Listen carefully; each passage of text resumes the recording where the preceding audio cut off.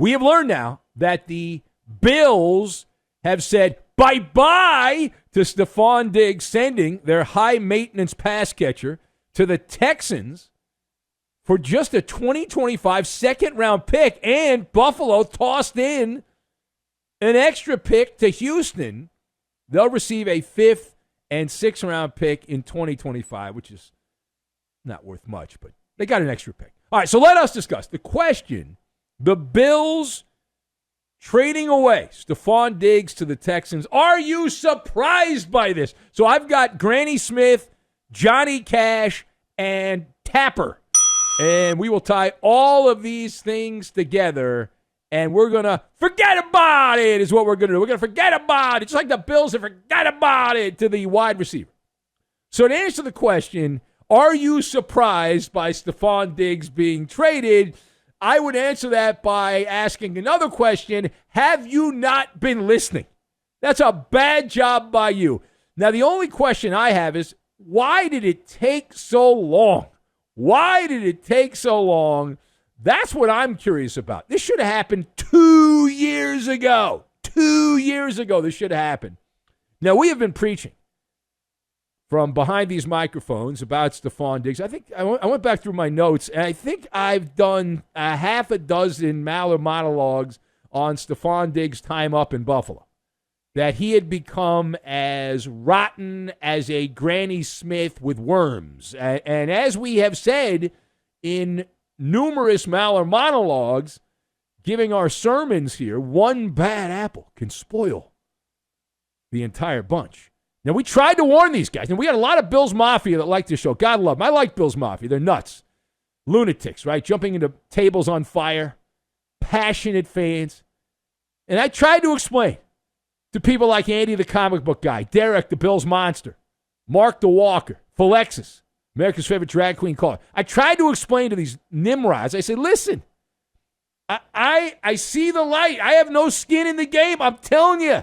I've been doing this a long time. Diggs is done. He's done in Buffalo. Oh, no, you're wrong. You're just being a shock jock. Blah, blah, blah, blah, blah, blah. Okay. Yeah. Now, listen, it would be inappropriate of me to rub your nose in the fact that this is validation. This is hot take validation. Hot take validation. So instead, I'm not going to rub it in your face. I'm just going to do a victory lap. And then I'm going to take a bow. And then another bow. Okay, that's what I'm going to do. In terms of the Maller report card, on this, the Bills, I'm only giving the Bills a D. I'm giving them the D. And the Texans, they don't get an A. This is not an A trade. It's not an A trade. I'll give them a B+. Now, to expand on that, how does Stefon Diggs fit into the Houston Texans' plans? So the first thought I have is that both the Texans and the player are going to benefit because of the honeymoon period. Now, obviously, the proof is in the pudding, but Stefon Diggs will follow the Johnny Cash advice, and he will walk the line for a limited amount of time. He'll be buddy-buddy with C.J. Stroud. He'll embrace Houston. He'll have good manners, good decorum, but only for a limited time, right? And the reason I'm giving the Texans a B+ is because I have Stefon Diggs, all things included, into the what I call the falling butcher knife portion of his career. Don't try to catch a falling knife because you're going to catch the blade and you are going to bleed. Bleed, bleed, bleed, bleed, bleed. So the way this works, looking into my crystal ball as a distant relative of Nostradamus and friend of Nostradinus, he lives in Seattle. When the dopamine wears off, Stefon Diggs will revert into what Stefon Diggs has been with the Vikings and what he has been with the Bills, as he will be a tumor in the locker room. And he is known to wear out his welcome. And, oh, by the way, unpopular opinion, based on how Stefon Diggs has played recently in Buffalo, I would say Tank Dell and Nico Collins are still ahead of him on my depth chart. Yeah. But Diggs is going to demand the ball. Targets here, targets there, targets everywhere. All right, last word here. So let's go back to Buffalo. a lot of bluster. People seem to be godsmacked by this trade. We don't know why, right? We don't understand why. We saw everything being telegraphed.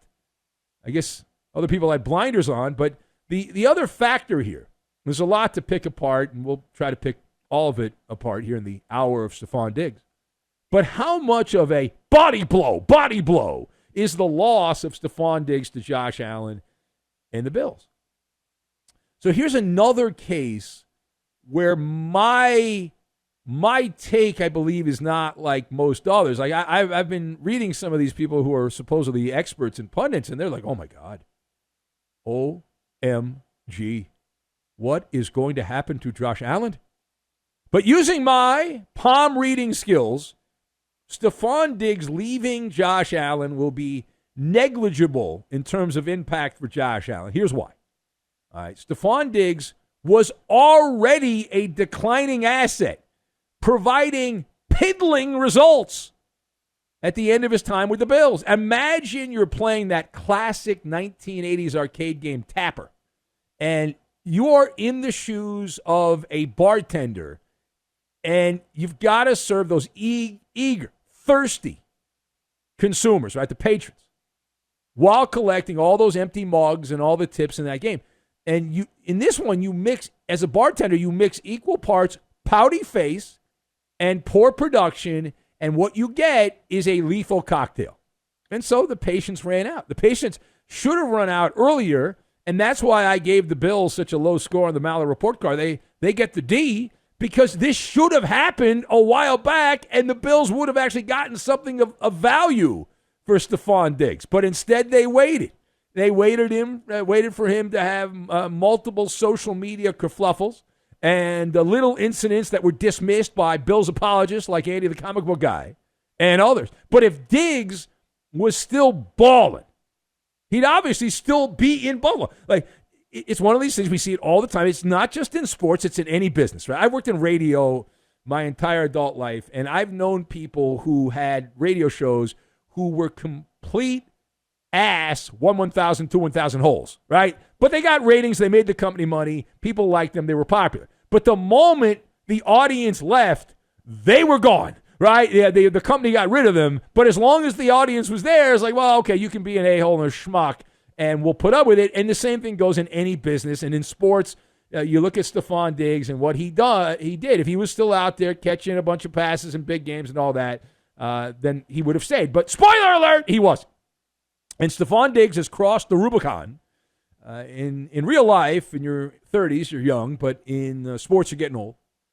And he saw his yards per reception and yards per route run plummet down. Last 10 games in Buffalo.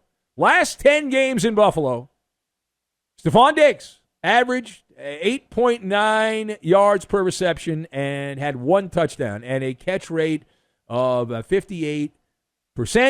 Those are what we call Winnipeg Blue Bomber numbers. Those are Saskatchewan Rough Rider numbers. Those are CFL numbers. Well, he was a decoy. Okay, good. He was a decoy. He had token impact. This was a Penn and Teller situation in big games. He vanished like he was at a magic show in Vegas. Last two home playoff games, you barely knew that Diggs was on the field other than publicly chastising on camera Josh Allen. And that was in the 2023 divisional round against the Cincinnati football team. And then this past year against the Chiefs, if I remember correctly, there were the hands of stone, a big fat drop, and really no production at all. No production, meaningful production in either one of those last games where the Bills lost at home. Supposedly the frozen advantage there in Buffalo, and it didn't work out. So now his drama queen act exits stage left and heads deep in the heart of Texas there to Houston. We'll see how that works out. But this should not derail Josh Allen. It's the chicken and the egg. What's more important? What came first? The good quarterback will elevate and increase the production out of the wide receivers. And it's a chance to step up and for these guys to do their jobs. I would imagine at this point, somebody like Dalton Kincaid is going to have a tremendous increase in production. Curtis Samuel, who came over this year in free agency, I'm sure there'll be somebody that we don't know, we've never heard of, that will make an impact. And there's still time. The Bills can still add a receiver or two. And they've got a first-round pick, which you have to think is all but guaranteed that they're going to draft a receiver. And for years, if you drafted a receiver, you usually got a turd burger in the first round. But in the last handful of years, that has not been the case, right? You could, for years, say, well, I draft a first-round wide receiver. You're not going to get much production. But lately, they've been, if they were playing the piano, they're tickling the ivories. They've been very effective here lately.